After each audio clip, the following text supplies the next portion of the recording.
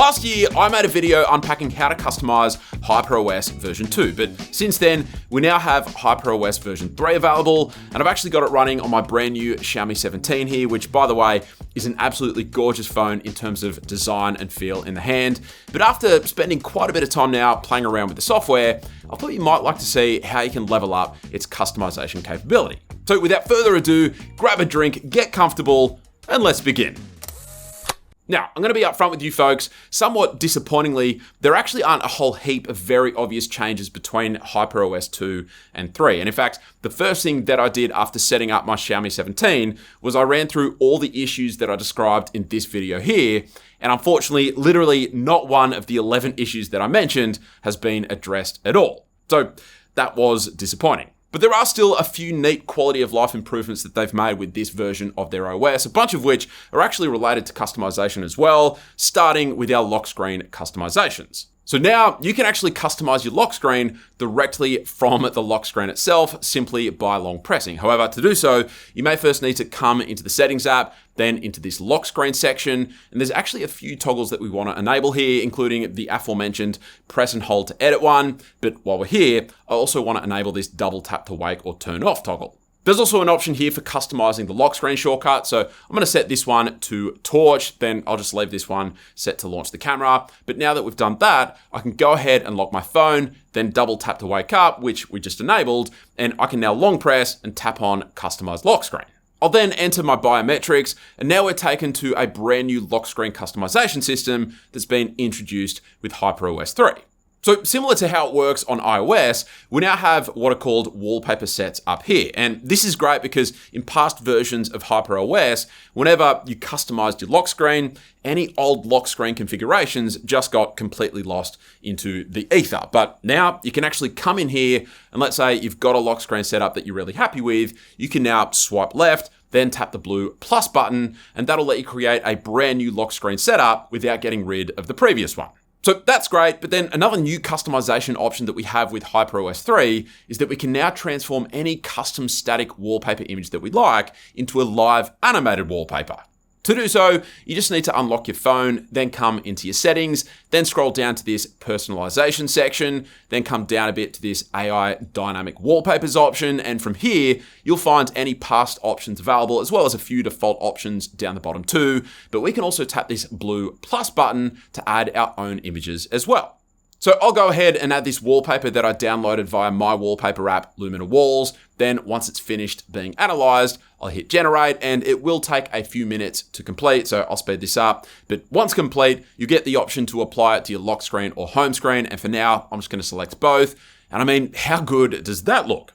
Now, the only downside to using a dynamic wallpaper like this is that 99 times out of 100, it won't let you use an animated wallpaper with the depth effect. So as you can see, when I tap this depth effect button down here, it tells me that this wallpaper doesn't support the depth effect. In fact, I actually tried dozens of wallpapers from my Lumina Walls app, and the only one that I could get it to work for as both a dynamic wallpaper and with the depth effect applied is this one with a human as the foreground subject. So you've kind of got to pick what you prefer, a dynamic wallpaper or a depth effect, unless the wallpaper that you want to use somehow miraculously works for both. So just for the time being, as great as the animated wallpapers look, I'm actually going to tap here where it says wallpaper, then on local photos and select a different wallpaper. So let's do this one. And what's really great is that with HyperOS 3, we can now tap on our clock and change it to any of the clock styles on this page here.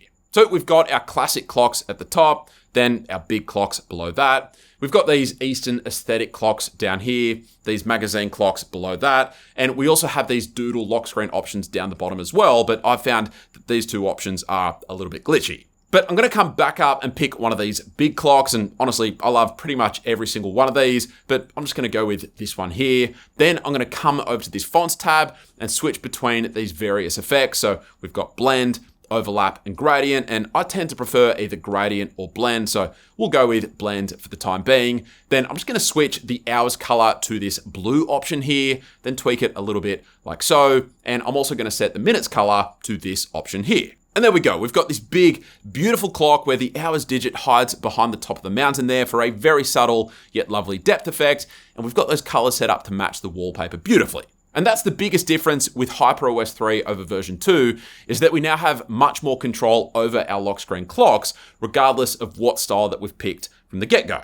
You can also play around with these effects here, although they don't work in conjunction with the depth effects, so I preferred leaving them disabled. But with that set up, we can hit apply, then I'm going to come back home, and now when we come back to our lock screen, I mean, how great does that look?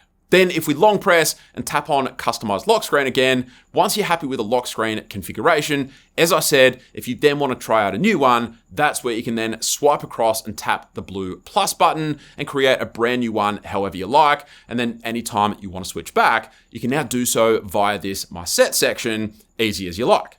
I'm going to hit exit though, then unlock. And the only other thing to mention regarding our lock screen is if we come back into our settings, then open up the personalization section again, then tap on always on display. Mine is currently set to the same as my lock screen, but if I tap that and tap on custom, it'll then unlock a bunch of tweaks that I can make manually if I like. There's a bunch of options down here, but all I want to do is tap on my theme up here, and I can either turn on or off the battery indicator or notifications, but I'm going to leave both of those on. And then I just want to make sure that the animation transition is in effect. So I'll tap here to apply it. And so now when I come home, then lock my phone, this is what my always on display looks like. And as you can see, when I tap to wake it up, it animates beautifully into my lock screen clock, and vice versa when I put it back to sleep. All right, from there, let's discuss home screen customization. And unfortunately, there aren't any really big improvements in this area, but there are a couple of subtle ones worth mentioning. To start, let's long press our home screen to enter into editing mode. And from here, we can select any of our app icons in bulk to remove them from our home screen like so. You can also access the Xiaomi wallpaper marketplace here, as well as the option to blur our wallpapers via this effects option. We also have our widgets, which we'll come back to in a minute, but I'm going to start by tapping the settings option here, and I'm just going to get straight into the meat by tapping on more. If you've never customized a HyperOS home screen before, then I strongly recommend switching the home screen layout to this with app drawer option, which I already have selected, because then it behaves like most Android operating systems. And I also strongly suggest disabling this place new apps on the home screen toggle. Then a fun option that was around with HyperOS 2, but that's worth mentioning here as well, is this group icons by color option. If we enable that, then also enable this animations toggle, then check this out. When we come back home like so and swipe into our app drawer, you can see all these colorful dots at the bottom here, and we can tap those to filter our apps by the color of their icon.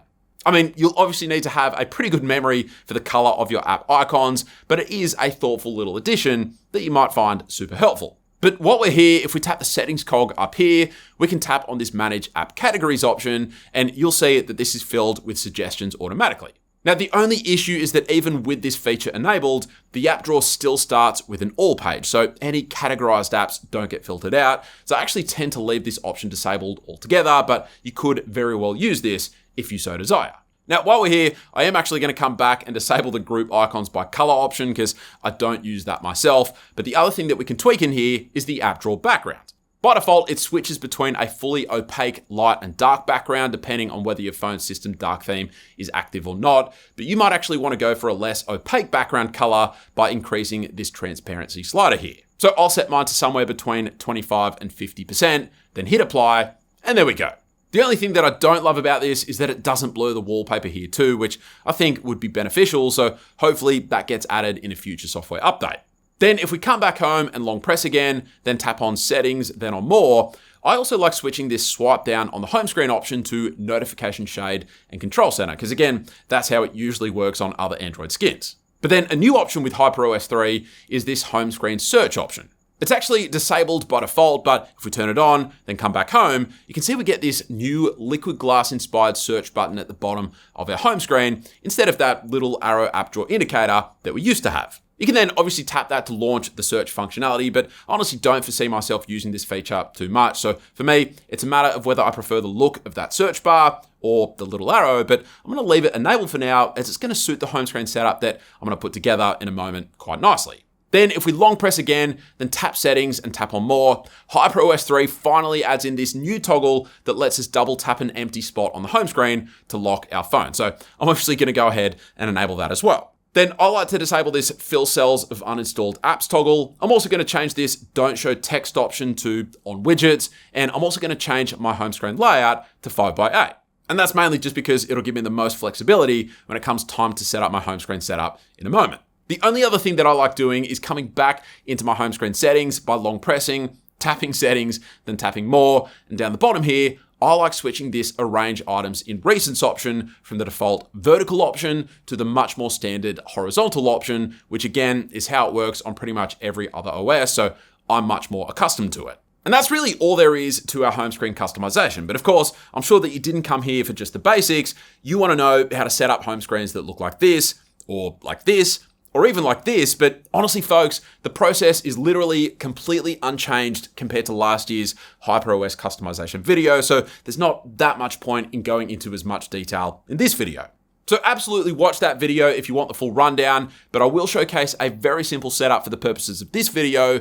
And in a nutshell, if you want one of those highly customized looking setups, then you'll want to make use of third-party widgets instead of regular icons, because long story short, HyperOS doesn't let us use third-party icon packs at all. Now, if you need inspiration in coming up with a setup, then I highly recommend checking out my app Palette, which plays host to literally thousands of custom home screen setups. And I actually stumbled upon this really sleek looking setup by regular contributor to Palette, Zephy Setups, called iOS_style. And every single one of the widgets in this setup were custom made and can be downloaded via Palette itself, which is fantastic and makes recreating it so much quicker. We're just going to tap on more, then I'll first tap wallpaper to download the wallpaper file, then I'll tap on backup file to download a zip file with all the assets included. So from there, I'm going to open up my File Explorer app of choice, Solid File Explorer, then navigate to my downloads, long press the zip folder, tap here, then tap on extract, then refresh, and there's our folder at the top, and inside it, we'll find all the assets that we need to recreate the setup. There's also another zip folder in here with all the widgets, so I'll again long press that, tap the three dots here, then tap extract, and there we go. From here, I'm going to start by coming into my settings, then down to personalization, then I'm going to tap my home screen here and tap down here where it says select, then I'll tap local photos and then tap on that recently downloaded wallpaper. I'll hit apply, then come back home. I've now got to go ahead and remove everything from my home screen one by one so that we're left with a completely blank slate. And unfortunately, there's no select all method with widgets or folders or even the apps on the dock. So you've got to do it manually like so. But with that done, I'm going to long press, tap on widgets, then I'll tap the search icon here. And you can try typing in KWGT here like so, but it adds all these suggested widgets above it. So the better option is to get out of that and just tap the letter K on this sidebar. And there it is. Then I'm going to tap on it and I'll just add this one by one widget as a starting point. And once that's on my home screen, I'm going to tap done, then long press, then adjust size. And I'm just going to increase its size all the way across and down a bit like so. Then I'll tap to open up KWGT. And from here, I'm going to make sure that I'm on the library page, which I already am, but then I'll tap import. Then we'll need to navigate to our downloads folder, then open up this iOS_theme folder, then this iOS_widgets folder, and the creator has very helpfully labeled each of the widgets here. So I'll start by selecting this one called top, then I'll tap on it to load it in. And that's it. I can now hit the save icon and come back home, and there's our first widget complete. And you literally just repeat that exact same process for the other two widgets, which I'm not going to make you watch, but through the power of editing, there we go. And obviously, given that this dock is reserved only for native app icons, we weren't able to place that fourth bottom widget in. But even without that, it's pretty dang close to the original, at least in terms of how it looks. Just one thing that you'll need to do before you finish though is come into each widget's editing page within KWGT and tweak the tap action so that they're actually opening apps that you have installed on your phone. So for example, I'll open up KWGT and tap the pencil icon on this third widget here to enter into editing mode. And this one's simple. We just need to come over to this shortcuts tab and change each of these options here to apps that we actually have installed on our phone.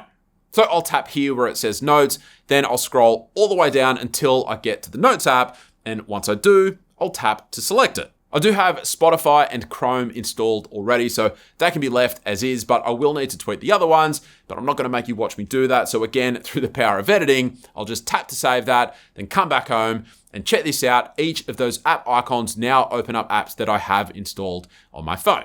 And the animations aren't perfect, but they're also pretty dang good. But if I want to add a shortcut that doesn't already exist, I'll need to tap the widget that I want to edit, then open up its overlap group like this. then tap the item that I want to add a shortcut to, and you may just need to tap around to find the items that you're wanting to edit. But once you've found the group that you want to add a shortcut for, like this clock item here, you can then just come over to the touch tab, then tap the plus icon, then tap here where it says none, then none again, and change this to launch app. Then you tap this blank option here and select the app that you want to launch. So for this example, I'll select the clock app, and that's it. Now when I save that and come back home, there we go. We can now tap on all of our customized widgets and they'll launch the shortcuts that we set up. As you can see, I've also set one up for the camera app here, as well as the calendar widget below that. And so with all of that complete, we are now left with a beautiful and highly customized looking home screen setup that looks nothing like the default HyperOS layout, but it's just as functional as well. Now, just one bonus tip before we wrap up, which is dealing with all the bloatware that more often than not comes pre-installed on phones running HyperOS. It can be worse or better depending on the device that you're using, but what you might not know is that there's actually a really easy way to uninstall all of it in one go. You just want to come into your app drawer, then open up the app Mall app, then we'll get out of this. And all we need to do is come over to the profile tab. And from here, you just tap on uninstall, then tap this filter option here and change this to installation date. Then if you scroll all the way down to the bottom, all the way down like so, you'll find all the pre-installed apps and you can just go through and select any that you like. So I'm going to select a bunch of these Xiaomi apps and even Facebook, WPS Office, Amazon Shopping, and TikTok, because why not? But you can obviously select more or less than this if you like. But with everything selected, you just tap uninstall, then uninstall again, and there you go. It'll uninstall all of them in one foul swoop without needing to press any other buttons. But there you have it. That is your deep dive into customizing HyperOS like a pro. If you enjoyed this video and found it helpful, then a sub would be greatly appreciated. But aside from that, thank you all very much for watching, and I will catch you later.